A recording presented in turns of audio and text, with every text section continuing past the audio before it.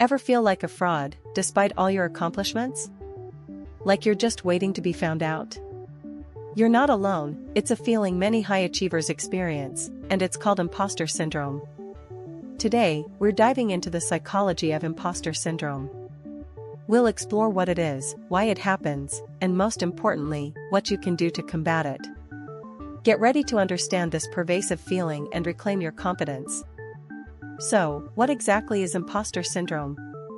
It's the persistent feeling of self-doubt and inadequacy, despite evidence of your competence.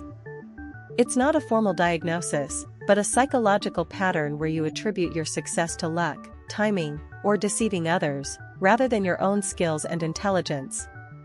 Think of a brilliant scientist who believes their groundbreaking discovery was just a fluke, or a successful entrepreneur who constantly worries they'll be exposed as a failure.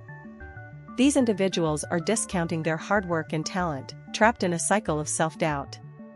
It's incredibly common, affecting people from all walks of life, regardless of their achievements. Now, why does this happen?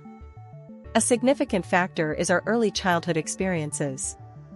Often, individuals with imposter syndrome grew up in environments where achievement was heavily emphasized, or where praise was conditional. Perhaps they were compared to siblings or peers, leading them to believe they needed to constantly prove themselves.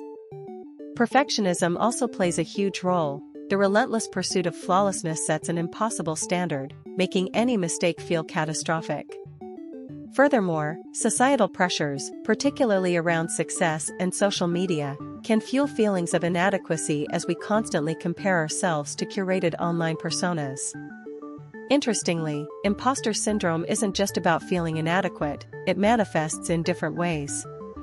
Psychologist Dr. Valerie Young identified 5 distinct types: the perfectionist, the expert, the natural genius, the soloist, and the superhuman.